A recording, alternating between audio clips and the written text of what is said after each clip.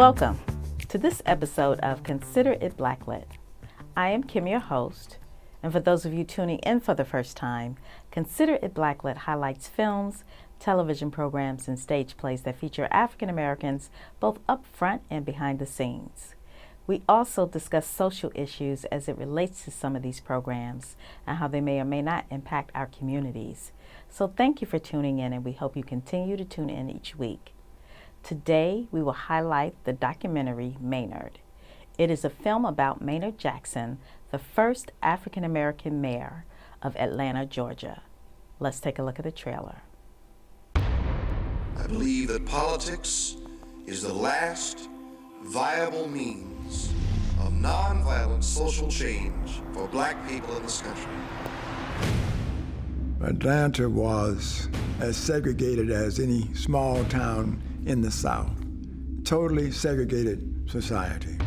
Maynard Jackson came at a time that we were going from just protest to political power. Citizens of Atlanta elected a man they thought could best do the job as mayor. I will be governed. He was born to be great. By what is my conviction? He was taught to be great. He's the city's first black mayor. His name is Maynard Jackson. So help me God. Congratulations, Mr. Mayor. Atlanta was the capital of the South. For him to win and really call shots, it was huge. He helped to build Atlanta into the great city it is today. Today's victory, and it is a victory. Political activism wasn't anything new to Maynard. It was kind of in his blood. His grandfather, John Wesley Dobbs, was known as the highest-ranking black Mason in all of Georgia, was the unofficial mayor of the Sweet Auburn community. The way he spoke, the way he thought, he had a brilliant mind, brilliant. The fact that he went into Morehouse at 14 was saying something. We are the city that refuses to be diverted from the positive path that stretches clearly before us. He wanted to make economic development accessible to Atlanta's black masses. And so there were numerous projects that took place in the city during his tenure as mayor. So he had made this 25% goal for affirmative action to make sure black contractors were involved. That was radical revolutionary thinking for the South, and it's solely at his direction. Man, he got it done. He wanted big infrastructure programs, but he wanted little people to benefit from them.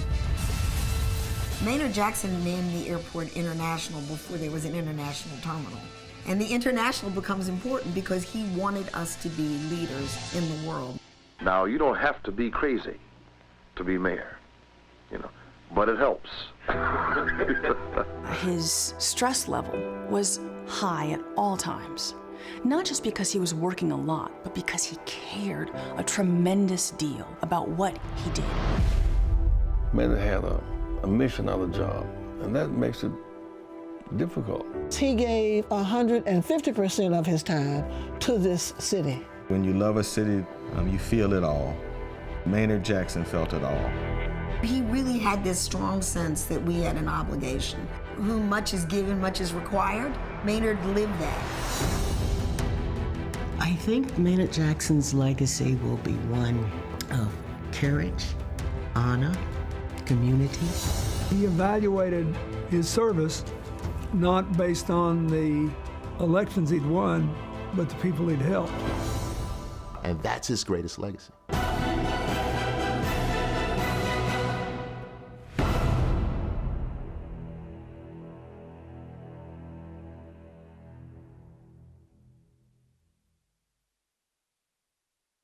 As I have mentioned before, Maynard Jackson was the first African American mayor of Atlanta, Georgia. But not only that, he was the first African American to serve as a mayor of a major southern city. He attended Morehouse College undergrad, and he obtained his law degree from North Carolina Central University.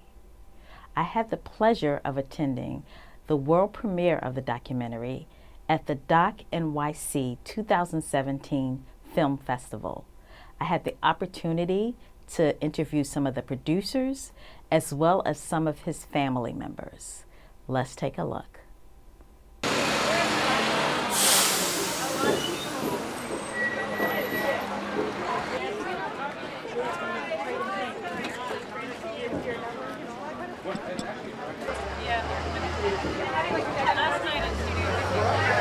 And I'm Bunny Jackson Ransom. My son, Maynard Jackson III, is the one who started this whole movement in 2015. So I guess it started with me. How about that? So we call him Buzzy. The interesting thing is that Maynard's nickname was Buzzy, and so his nickname is Buzzy. This is my brother, who's taking pictures. Hi, brother. And I'm just delighted that you're here.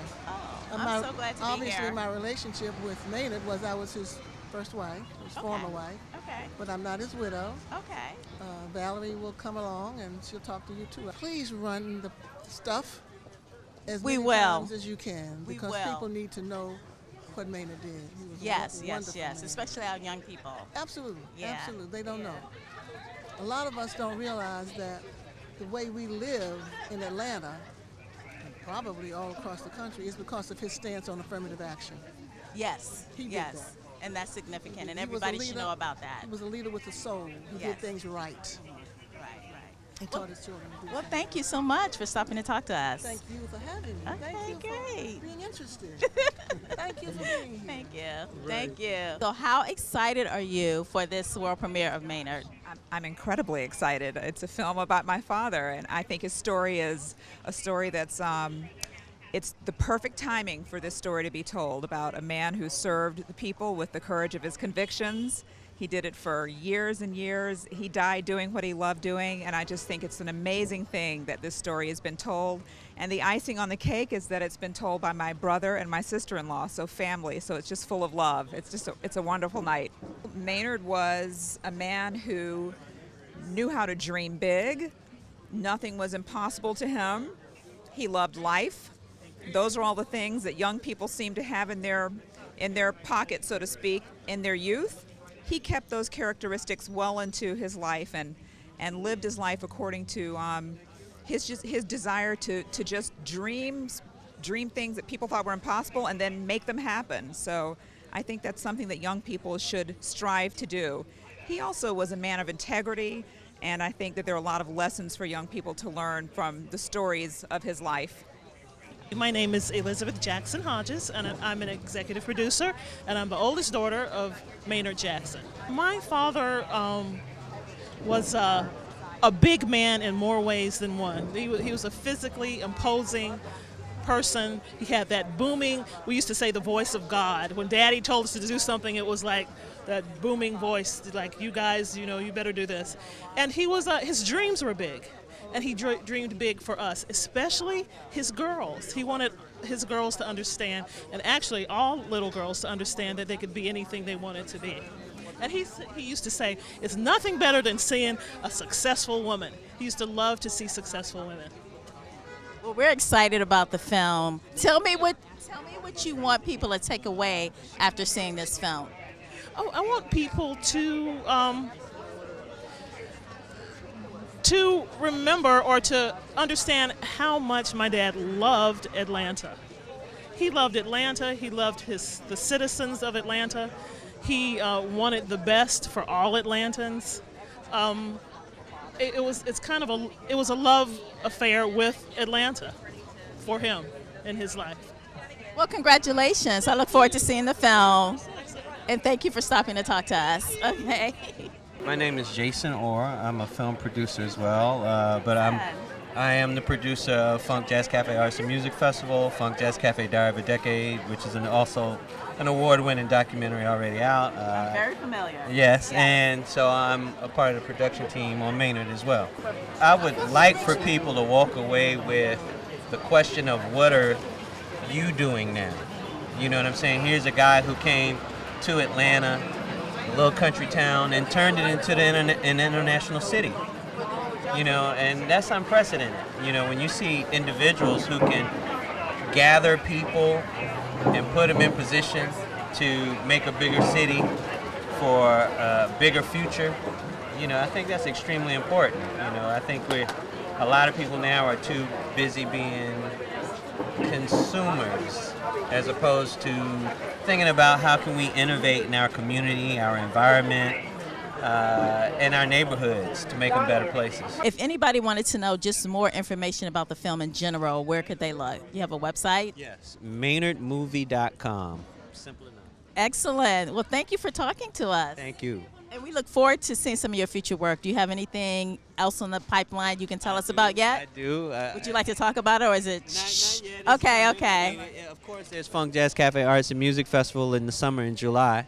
But I'm working on 2 other films, on very important films. So one called Stepping Into Tomorrow and another one on Roy Ayers. Oh, So excellent. there you have it. Excellent. Yeah. Jason Orr, everybody.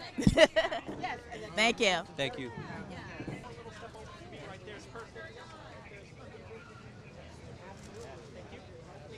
So how excited are you to finally get this project done? We'll start with Uber excited since we've been Ubering everywhere. Right?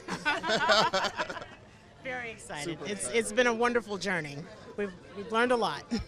So what inspired you to tell the story about Maynard Jackson? I mean, how did you start? Simply, God inspired me. I literally woke up with the idea. I was about to wake her up out of her sleep, and I decided to say a little prayer and then wake her up out of her sleep. Well, I know you have a lot of experience doing a lot of productions. Tell us a little bit about your company. Is Auburn Avenue Film. Yeah, Auburn. Tell us a little bit about what that does. We are a complete script-to-screen motion picture and television company. We're based in Atlanta. We named it Auburn Avenue Films as to tip our hat. Auburn Avenue in the 50s was the most prominent African-American street in the country, according to Forbes. And so to tip our hat to Atlanta, we're both Atlanta natives. We named our film company, and as a result, we're growing. We're growing. We believe this is more than African-American history. This is American history. Maynard is an unsung political servant.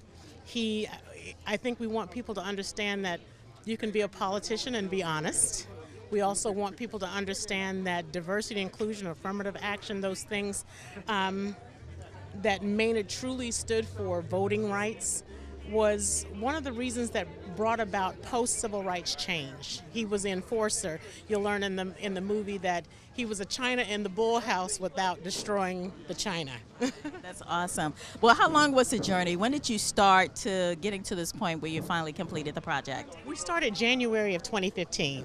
Wow. And we completed post-production about 4 weeks ago. Wow. So 2 years, 10 months. Congratulations.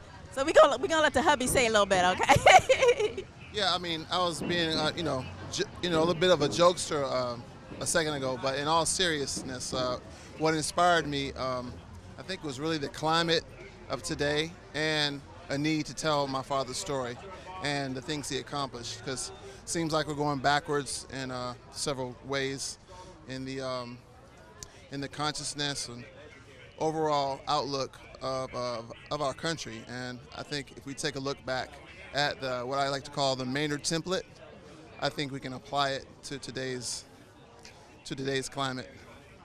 Well, he definitely was a great man and definitely a role model we want everybody to see. So where are you going to take it from here, the movie? We're going to do the film festival circuit for a moment. And then after that, we'd like to do a limited theatrical and then to television. But we're going to 2018 is power packed, but we have the most wonderful team that we think anybody could put together. Excellent. Sam Pollard, where are you? Yes, where's our director, Sam Pollard? He's on his way. Okay, we'll get to him, but congratulations. I'm really excited about the film, and I was telling your siblings that your father was online with my father at Morehouse when they pledged A-Phi-A. I have a picture of them where he's number 3 and your father's in the back. So, you know. Oh, yeah. Okay. Excellent. And, another thing about that picture, the second from the front is the father of our musical composer, Phil Davis.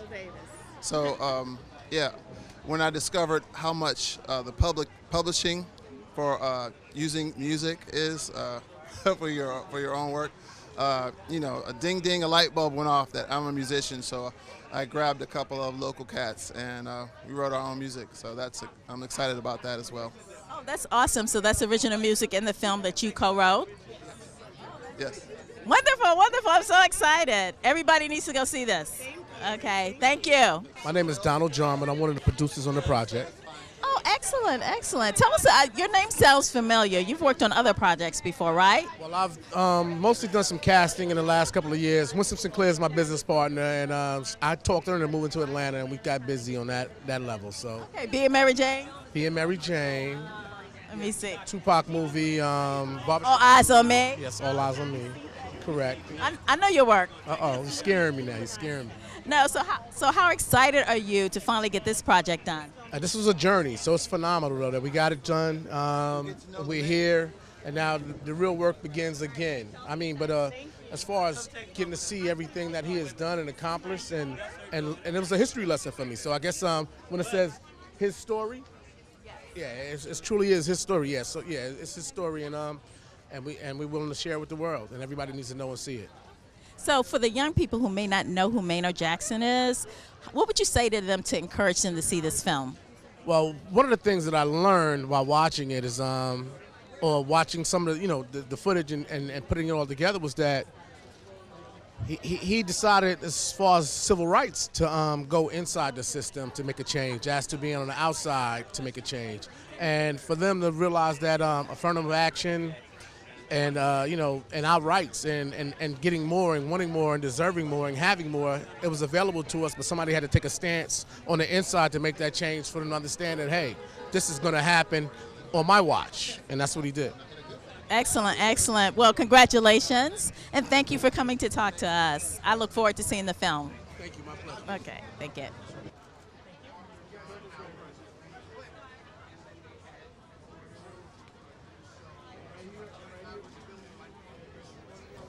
My name is Valerie Jackson, and I'm the widow of Maynard Jackson, the proud widow of Maynard Jackson.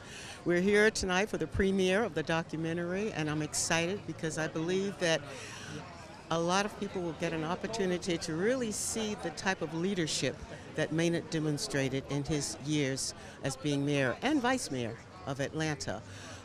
He has a legacy of vision, of critical thinking, strength and courage, and inclusiveness.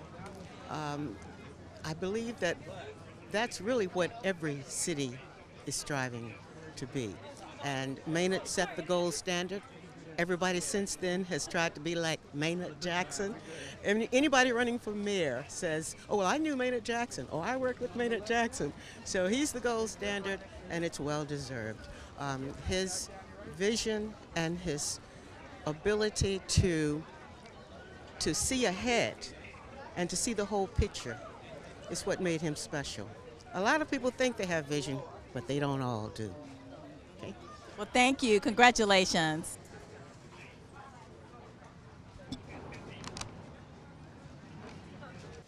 Hi, how are you? We're so excited to meet you. So tell us, how do you feel now that the project is completed?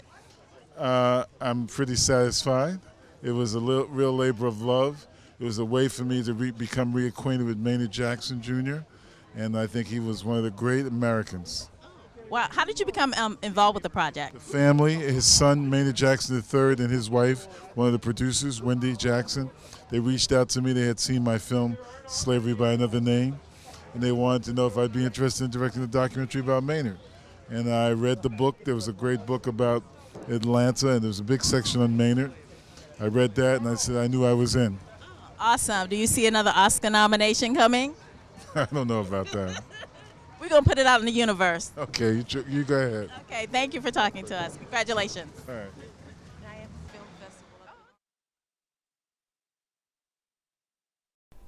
Make sure you support the documentary Maynard.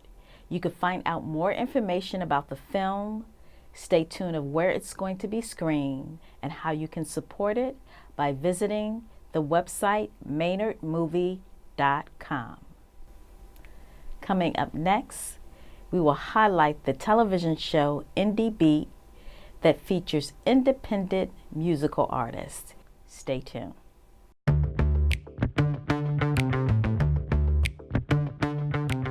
Today it is my pleasure to highlight the television program Indie Beat, and today we have the host of Indie Beat, Joyce Stovall. Welcome, Joyce. Thank you, Kim. So before we start talking about your show, why don't you tell our audience a little bit about yourself? Okay, well, I am from Kansas City, Missouri, and I began my study of voice at the University of Missouri's Conservatory of Music. And I would attend music camp at Kansas University in Lawrence, Kansas. Go Jayhawks. And I received my degree in music from Howard University in Washington, D.C. Go Bisons. And upon graduating from college, I decided it was time to come to New York and throw my hat into the ring and give it a try. Which I'm very glad I did. That was always the plan, of course. And I have had the pleasure of working with different recording artists, major label artists, in various capacities, some of those being Dave Stewart of the Eurythmics, Regina Bell, PM Dawn, Jonathan Butler, and I've had original material recorded by the late, great jazz saxophonist, Grover Washington Jr. So, yeah, so you've done a little something, a little something, something. Okay. So your show, The Indie Beat, highlights musical artists. Tell us a little bit more about the program. What do you focus on? I focus primarily on talented, emerging, independent recording artists. And that has become a passion to me, mainly because when we graduated, I graduated with so many, just so many talented friends and peers. And year after year, the schools would graduate just an abundance of talented youth. And at that time, we really didn't have a lot of outlets and or places to go, and it was so hard to be seen and be heard in key places. So a lot of people just sort of kind of fell by the wayside or gave up on their talent, their gift, because they had no real outlets. And promotion just eluded everyone. So I became passionate about, you know, an effort to do something about that. So I'm pretty much interested in those individuals whom have taken the time to nurture and develop a skill to play an instrument or to sing and to write, and who I think are just as good and have a chances of being just as good as a major label artist, any major label artist, provided they had the same opportunity to be seen and to be heard. So that is the purpose of the Indie Beat, is to provide those artists with a forum. So you've done the show before. You went on hiatus and now you're relaunching the show. Why don't you tell us some of the artists you've had in the past? Some of my past guests include, well, the renowned and most esteemed and talented thespian Keith David, actor Keith David. It was such a pleasure to have him on the show because it was really like a private master class, a personal master class. Just listening to him, you know, talk about his journey and just hear him, someone who has his level of success, and you realize, wow, they gone through the same thing. And you can sit and you can both sort of laugh about it. And so it was great having him on the show. And then I also had a lovely young lady by the name of Dekina Moore. She too is a trained actress, singer who's done a number of Broadway musicals and film. She has film credits, and I know she just recently did something where she acted opposite in a lead role with Queen Latifah and Dolly Parton, and that was a big success for her. And she hails from Houston, Texas. And I also had the pleasure of interviewing another very talented singer-songwriter, Blessing Offer, who is now somewhere in Tennessee, kicking it and working it all out. And he was the second runner-up on the 7th season of The Voice. And he was just, you know, amazing, just an amazing person to to just watch and to see his whole process. So tell our audience, for the independent artists out there who would want to be on your show, what would they have to do? Yes, for any artist who has a project out, video, original material, of course, original material, for which you're authorized to distribute, reach out to me, just shoot me an email at mpstrategies@yahoo.com, mpstrategies@yahoo.com. And in the subject line, just put the Indie Beat submission. Okay. So if somebody wanted to watch your show, where can they watch it? Well, be sure to catch the Indie Beat online. If you're out of the borough of Manhattan, you can watch us Saturday morning, watch the live stream in real time, Saturday morning at 10 a.m. Go to MNN, Mother Nancy Nancy, MNN.org, and follow the prompt to MNN's HD Channel 5 at 10 a.m. Okay. So you watch Blacklit at 9 o'clock, and then you'll hang around at 10 o'clock and watch the Indie Beat. Well, that's our time for today. But before I sign off, I would like to do an early birthday shout out to one of the show's biggest fans. She tunes in every Saturday morning at 9 a.m. from Minneapolis, Minnesota. Geraldine Enright Finch. Happy birthday, Auntie. I love you. And for everyone else, until next time, consider yourself Blacklit. Thank you.